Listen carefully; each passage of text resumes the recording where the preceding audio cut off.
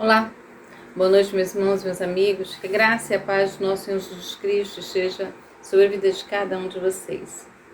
Meu nome é Marli Moura, eu sou missionária da Igreja Batista Novo Horizonte, Natal, RN, e estou aqui com você mais uma vez para meditar acerca da Palavra de Deus.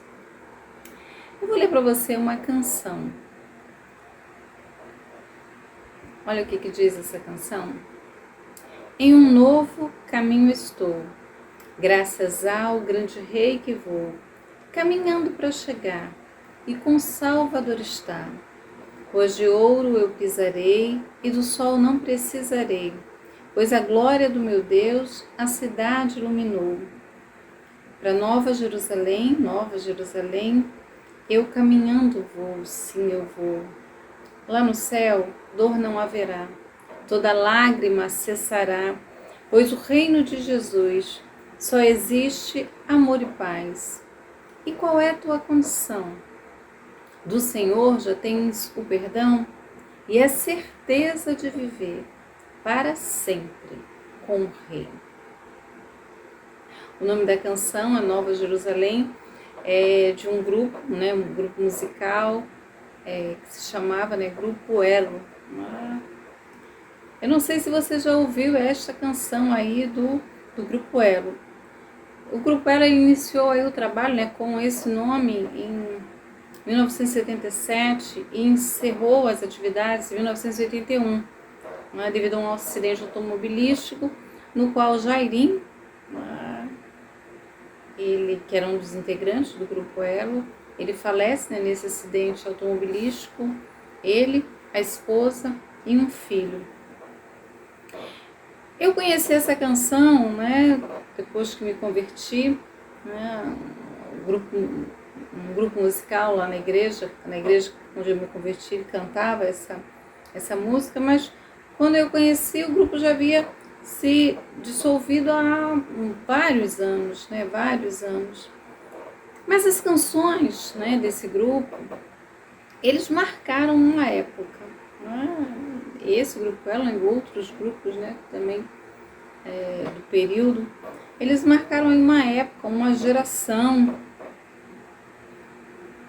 E marcou, as canções marcaram a época, não só pela qualidade da música, não apenas aí pela melodia, mas marcou porque as pessoas conseguiam lembrar das vidas que cantavam. E elas viviam a mensagem que cantavam. Isso aí eu acho, quando eu lembro da história do grupo, eu acho isso muito importante. O grupo se dissolveu em 81, e os outros componentes, cada um seguiu aí, continuou o ministério, o pastor Paulo César, que era do grupo Elo, ele funda aí o grupo Logos, e os outros componentes, eles vão aí, continuam os seus ministérios. Mas eu pensei na canção, porque a canção, ela fala sobre o que você está fazendo aqui. A canção fala de para onde você está indo. E pensando nisso, eu comecei a refletir que quando você sabe o que está fazendo e para onde você está indo, você não fica perdido e muito menos parado no caminho por causa de circunstâncias, por causa de acontecimentos. Você sabe aonde você está e sabe também para onde está indo, então você continua na caminhada. Em um novo caminho estou, graças ao grande Rei que vou, caminhando para chegar, e com Salvador está. Nesses dias difíceis que nós temos vivido, nas circunstâncias difíceis que a vida apresenta para cada um de nós, nós precisamos ter a certeza, a convicção de onde nós estamos e para onde nós estamos indo. Se nós não tivermos essa convicção, quando as ondas baterem, certamente vão nos levar para outro lugar. Quando os infortúnios chegarem, também. E aí, lembrando da canção, né, eu comecei a pensar, né, eu falei quarta-feira passada acerca de Filipenses, né, e aí eu comecei a pensar no apóstolo Paulo, que sabia exatamente para onde ele estava indo e sabia também o que ele precisava fazer enquanto estivesse caminhando para lá. É por isso que as prisões não pararam Paulo. É por isso que os infortúnios não o impediram de realizar a missão. E ele não era um super-homem. Ele era apenas um homem, como eu e você.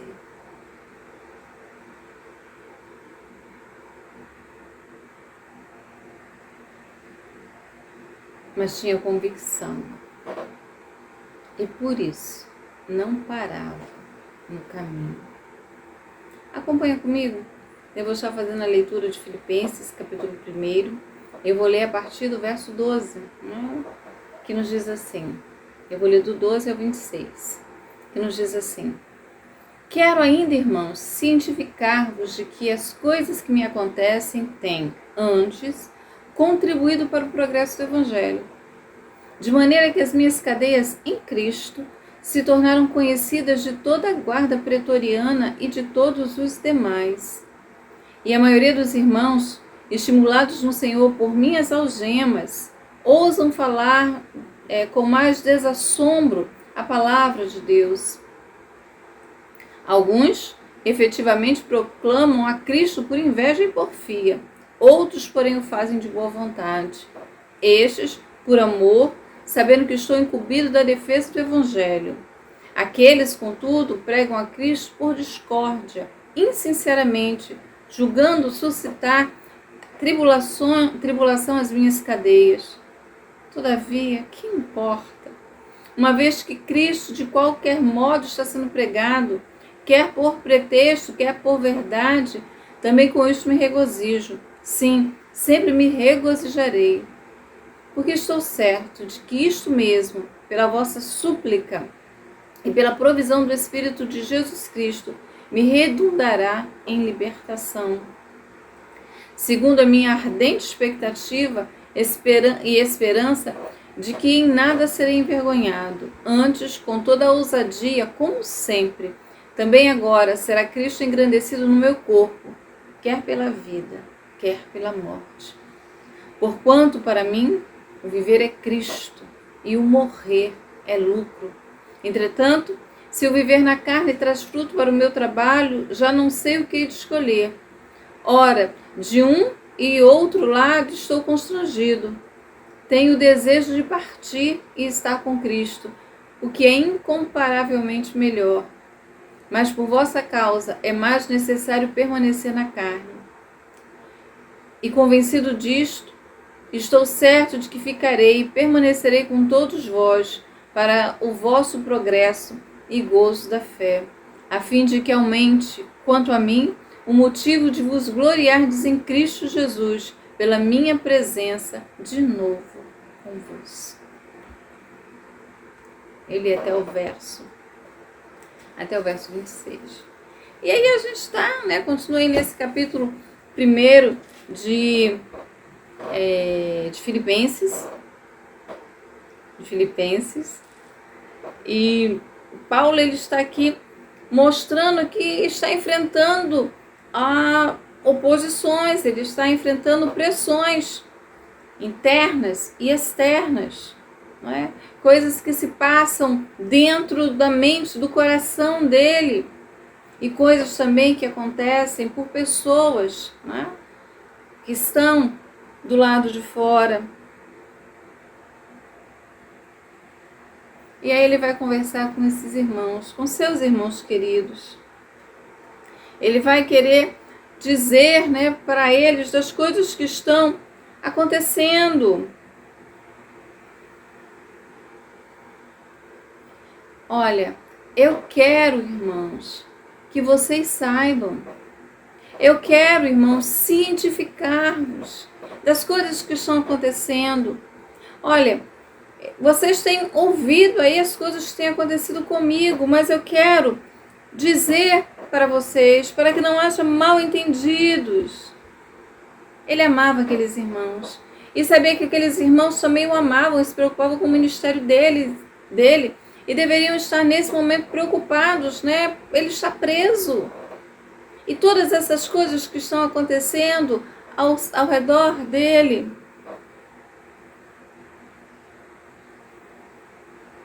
Paulo queria que aqueles irmãos soubessem que, apesar de estar preso, a prisão dele não fugiu aos propósitos de Deus.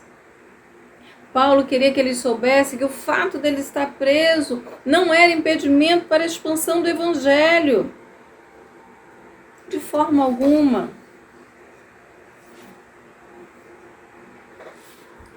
Aqueles irmãos se preocupavam com o bem-estar de Paulo, mas eles precisavam ter a certeza de que as orações deles em favor de Paulo não eram em vão.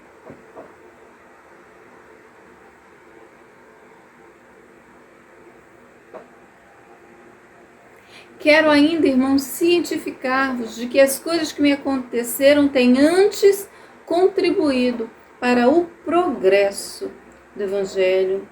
Ele cria plenamente que a prisão dele, né? que aquela prisão que ele estava enfrentando, que ele estava sofrendo, era algo proveitoso para o Evangelho. Era um trabalho pioneiro, era um caminho diferente, né? Aí como esse maior proveito, né? Como alguém que está abrindo aí um caminho em uma floresta densa, né? Está fazendo isso aí pela primeira vez. Mas Paulo tinha convicção de que a sua prisão era um avanço estratégico no reino de Deus. E por quê? Olha o que ele diz. De maneira que as minhas cadeias em Cristo se tornaram conhecidas de toda a guarda pretoriana e de todos os demais. Como assim? Olha, eu estou preso pela vontade de Deus. Eu cheguei a este lugar pela vontade de Deus e vou dizer a vocês por quê. Foi Deus que fez isso e fez para quê? Para promover o Evangelho. O Evangelho chegou à guarda pretoriana. Essa guarda pretoriana era composta aí de milhares de soldados, né, de elite, altamente treinados do Império Romano.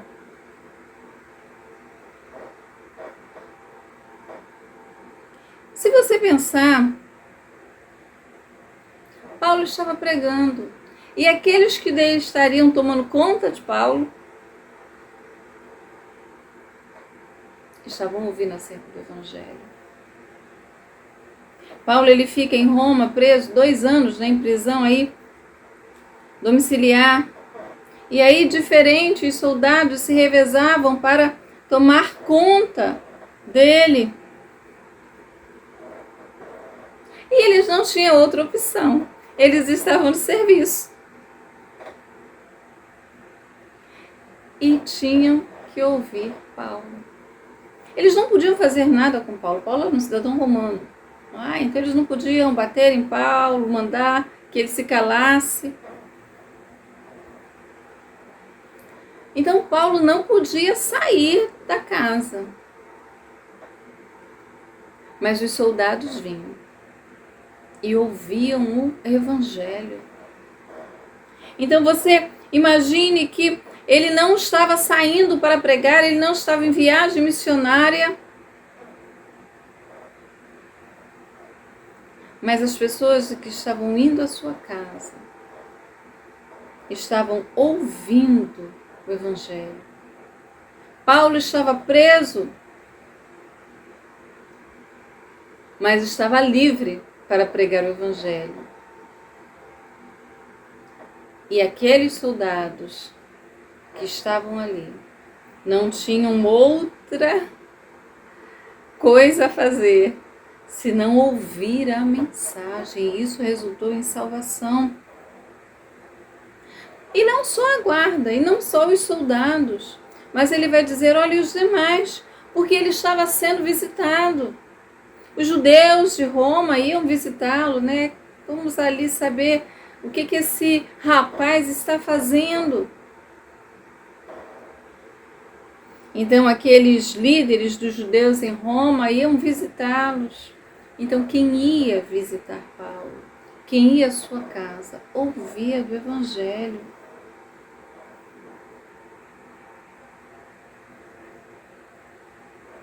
E ele vai dizer, e olha, e outra coisa também aconteceu. A maioria dos irmãos que estão vendo aqui que eu estou preso, que estão vendo as minhas algemas, eles também estão aí pregando com mais desassombro a palavra de Deus. É claro que desses, né, ele vai dividir aí alguns que estavam pregando por amor a Cristo, outros que estavam fazendo isso por inveja, né, de Paulo, querendo aí que de alguma forma ele fosse prejudicado. Mas Paulo vai dizer, olha, quer seja aí por amor a Cristo, quer seja aí por inveja, Deus não perdeu o controle de nada e o nome do Senhor Jesus Cristo está sendo pregado, está sendo anunciado.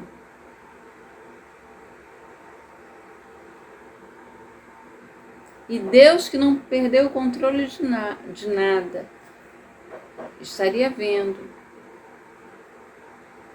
os que de boa vontade e os que estavam fazendo isso por inveja. Ele vai dizer, olha, mas o que importa? Todavia, o que importa? Cristo está sendo pregado, eu vou me alegrar, eu vou exultar. É o nome do meu Senhor que está sendo pregado e as pessoas estão ouvindo. Independente da pregação, se estava sendo feita, né, por essa ou por aquela razão, Paulo estava feliz porque o nome do Senhor estava sendo pregado. E estava tranquilo também, porque sabia que Deus, é que estaria vendo, estaria resolvendo aquela questão. Ele não fecha os olhos para o erro.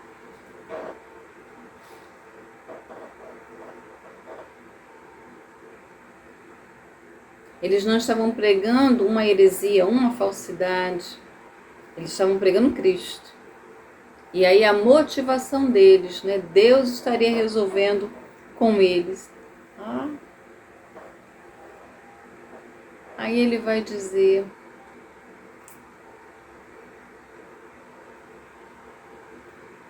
olha, eu sei que vocês têm aí suplicado, eu sei que vocês têm orado por mim, e eu sei que isso vai redundar em libertação.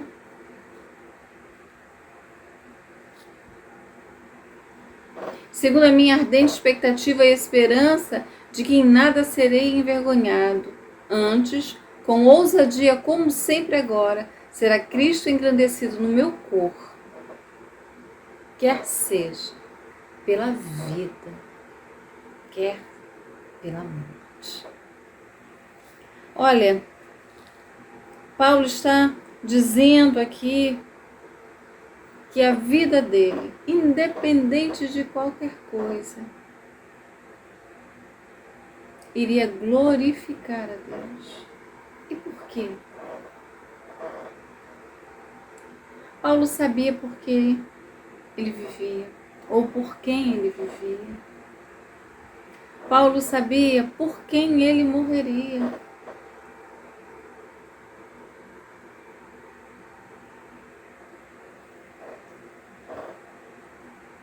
Então, viver era Cristo. O morrer para ele era lucro. Ele fica nesse dilema, não por estar apegado à vida ou por temer a morte.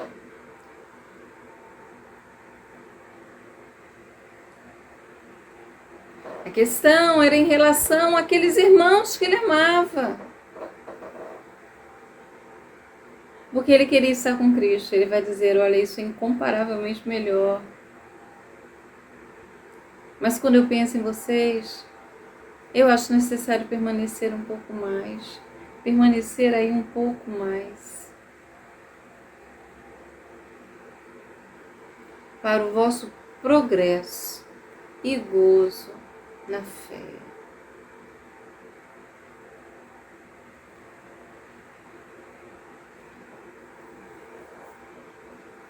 Um homem que estava preso.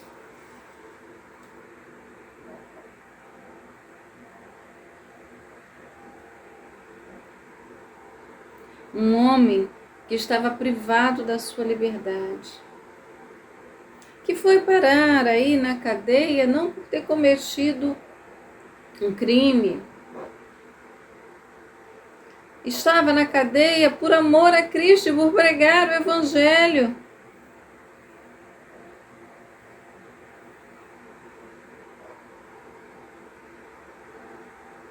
Mas conseguia entender que nada fugiu ao controle de Deus e que todas as coisas cooperam para o bem daqueles que amam a Deus.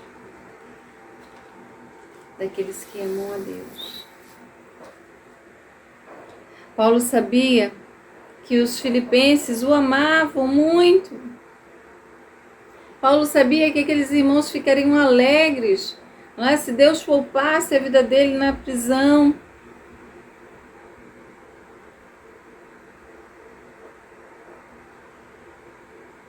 E ele diz, olha, a fim de que aumente quanto a mim o motivo de vos gloriardes em Cristo, pela minha presença novamente convosco. Se você olhar para a vida dele como um todo, né, do apóstolo, você vai perceber traços da canção. Em um novo caminho estou, graças ao grande rei que vou, caminhando para chegar, e com Salvador está. Esse era o plano de vida dele. Esse era o seu projeto. E ele não abria mão, nem pelos infortúnios, pelas prisões, pelos espancamentos, nem pelas boas coisas que aconteciam. Ele sabia exatamente que a sua vida ou a sua morte deveria servir para glorificar o seu Senhor. Alguém que sabe para onde vai, sabe em que caminho está e não abre mão disso. Deixa eu dizer para você uma coisa. Se você tem parado por conta dos infortúnios, você não sabe aonde você está e muito menos para onde você está indo.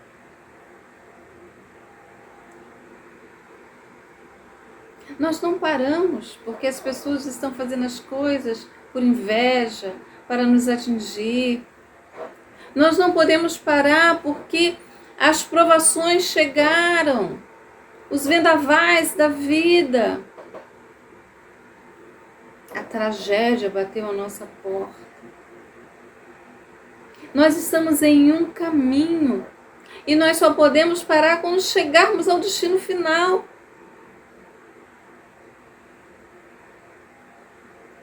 Você não pode parar no meio do caminho.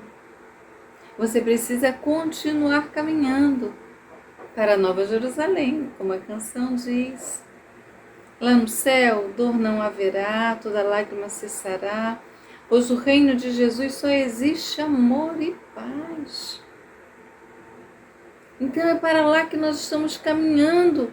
E se vivermos, vamos viver aqui para a glória de Deus, para que outras pessoas se alegrem, para que outras pessoas progridam na fé.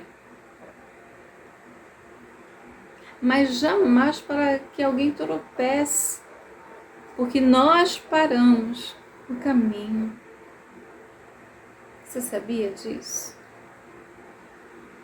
Então reveja a sua vida, reveja aí sua caminhada, reveja o que você está fazendo com a sua vida. Será que você não está dizendo que Deus errou? Será que você não está dizendo que Deus perdeu o controle? Às vezes a gente não faz isso com a palavra, a gente faz isso com as atitudes. O que eu desejo para você? Eu desejo para mim e para você, que quer na vida, quer na morte, a nossa vida glorifique ao nosso Senhor. Que nas alegrias ou tristezas profundas, porque às vezes passamos por tristezas profundas,